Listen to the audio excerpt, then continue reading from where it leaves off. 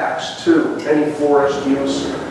I think we're all familiar, that these are complex issues. There's a lot of details when we look at people's perceptions of forests and people's use of forests and how they feel about this type of indigenous administration and use. And now you have land invasions, cattlemen coming in and seizing or buying land from those people, from the Mayana. Sometimes they call them invasions. Other people are mad because they say, well, the tribal people or the tribal leaders are actually selling these lands, okay, behind our backs, okay? And then you have the old versus young, something we really have to deal with, I think. The distrust of the elders, the problems with communication. The elders also are mad at the younger people, saying they don't communicate well with us. They go to school now, they speak Spanish. We don't trust them. There's a language issue here too. These are two tribal leaders here, the man in the blackish coat and the other man in the striped shirt, talking with each other about possibly tapping these trees for resin used to make turpentine in the United States. The prices and whether to do it or whether not to do it. A couple guys from the university there in Niue and Yader who helped me out with this. And Niue and Yader are here talking about this. And as you can see, there's these ugly plastic bags tacked to the trees there. They're tapping these for resin. As we used to tap longleaf pine trees for resin in the United States decades ago. This has come back to a significant area near the Honduran border of Nicaragua. And people are really confused about this, about the health of the trees. They're not satisfied with the money, but there's a great deal of poverty in this area. Poverty is very acute. And you have these camps here. Okay, well, I'll have to finish that. You have these camps here. Very interesting situation. And charcoal making too, again, for urban areas. Brady Watson, by the way, who unfortunately passed away rather young, planted and reforested some of these pine forests, okay? And there's your deer meat right there. So, to sum up here, we don't have time to go into the Mayana, but they're dealing with illegal timber sales, the same thing. Some are practicing agroforestry, and we have some heroes such as our Penn's here, right here. I guess I'll finish with her. She's working in her fabulous home gardens and agroforestry systems and hoping some of these resources will come back in areas where the villages are growing and human populations really growing. So you have these growing human populations and a lot of socioeconomic change having to do with the forest and their lives. Thank you very much.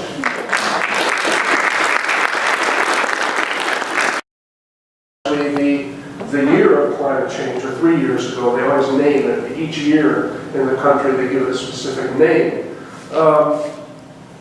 People think that changes in tree fruiting, changes in vegetation now may be due to climate change. And obviously, these people are very, very observant, know much more about these plants than we do. It's interesting that the lack of fruit production recently in these stands, these camu trees, which are very productive fruit trees, fruit that people eat and sell, people are saying this is caused by climate change. We don't really have any studies to link this to climate change, but it shows how aware people are. Of course, they're very, very aware of their environment. And what's been happening is changing markets. This happens all over, I think, in places that we work. Fiber used for traditional weaving of fish nets or hammocks or string and rope is used now from this chambira tree. This is common in the western Amazon, completely absent in the eastern Amazon. The really superior, really strong fiber here is used now for tourist elements. And we see a lot of this, I think, in areas we work now. Efforts to conserve the forest or green products, ecologically friendly products. These, of course, are not native traditional practices. These are things they're making for markets in the United States. You can go on the internet and see these things. This is the way they market them. And again, we have to deal with it as concerned, people here in the society. How do we market these things? I think it's important. And how do we, the real contradiction, trying to sell something and trying to tell the truth. I'm not a very good salesperson. I'm horrible at it. In terms of agroforestry systems, here's my economic botany here. Of course, I have a lot, but this is Jorge Suplin Suta, who unfortunately is no longer here. Agroforestry systems like this that have 55 different plant species are becoming more scarce. People are urbanizing, young people are urbanizing. Young people are not terribly interested in this. I think young riverenians would rather be here at this conference than working in a field like this. It's too easy for me to say I'd rather be there, okay? There's 55 different species in this garden, okay? And, I took this photograph probably about 30 years ago, maybe longer, when a health post was being built out in the village.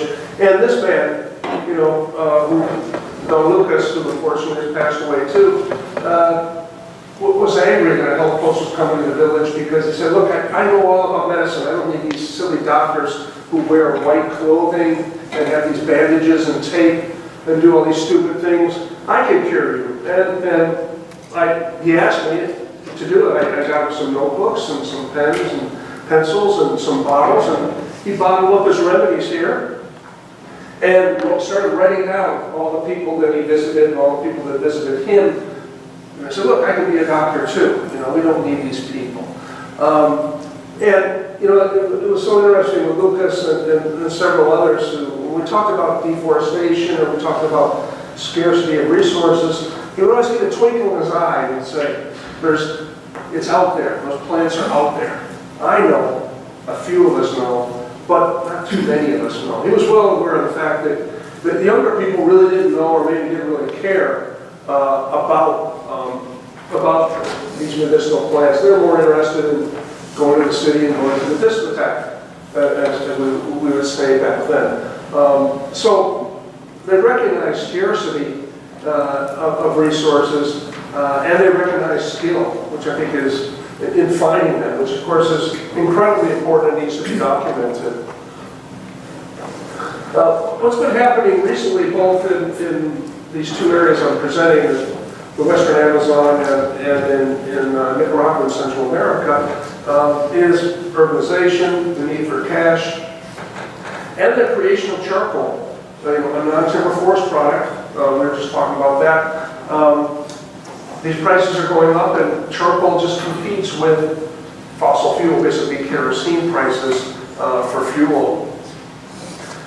Charcoal also, compared to traditional agriculture, is much less labor intensive. 2 people can make 100 sacks of charcoal, usually in less than a couple weeks of labor, or roughly about 2 weeks of labor, and it pays fairly well.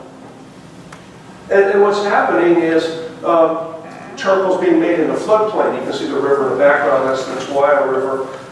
Coombs and Burke did a really nice study on charcoal making, and they kept referring to it as an upland activity and how the upland areas produce better charcoal, have better tree species, better conditions for making charcoal. But actually, if you go into the floodplains now, they're making charcoal all over. These are just 2 species. This is the Terminalia, we call them Yapashapana, in the foreground there, a really good species for charcoal. So charcoal making has really changed in terms of where it's going on. It's simply more ubiquitous. It's simply more common.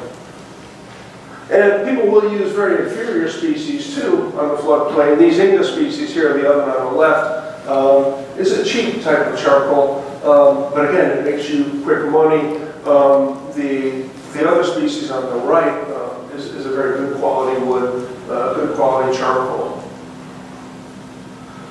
And part of the problem in this area, the Western Amazon, is this interesting but also sad mix of the drug trade and cocaine, violence, the military, also the creation of a lot of protected areas, a lot of restrictions, a lot of tension. This is the Cordillera Azul National Park, which was created basically without anybody's knowledge, with a deliberate strategy, political strategy, to get it through legislation in this way. And in the Guayana River Valley, you're probably familiar with the drug trade coming out of there. That's gone up and down from, a great deal of eradication of coca plantings to now there's a resurgence. There'll probably be more eradication, then there'll be another resurgence. People have become really desperate, but unfortunately too, they become confused and distracted about the role of the forests and natural resources in their lives due to this type of conflict and politics. And young people go to the cities. This is one of the few photographs I could take in this village in Guayana River Valley. A very tense situation. People are not happy to talk to you. People are not happy about their life. These men are idle, basically doing nothing. Their kids have gone to the cities, and they're hoping to return to the coca trade because it has been that way for so long. The war on drugs has failed. In desperation, people turn to making piassava balloons. Piassava is a kind of a generic term in the Amazon. This is the Vondra natalia, this species here, which is, I think, stronger and better than the common piassava that you see in Brazil.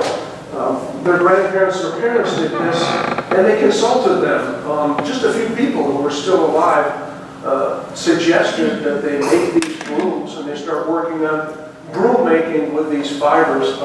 This is food aid on the right there. I don't know if you can see in those white sacks there, but it says USA right on there. Sacks of rice, cans of oil, in the boats there, the brown sacks have oatmeal. In fact, the driver of the truck told me not to take a photograph. He said, "This is secret. Get rid of your camera." And I simply, maybe I was rude or maybe I was unethical, but I said, "Well, I'm a U.S. citizen and this law is passed by Congress, so I think I can take a photograph of you, even though you don't want me to." Am I correct? I'm not sure. But I am sure. We are involved in this war on drugs, and that food came from the U.S. That's the Guayana River there. Really beautiful area. That's really fraught by conflict, which has really disrupted people's lives in terms of their identity, their indigenous identity, forest use, and how they feel about the forest.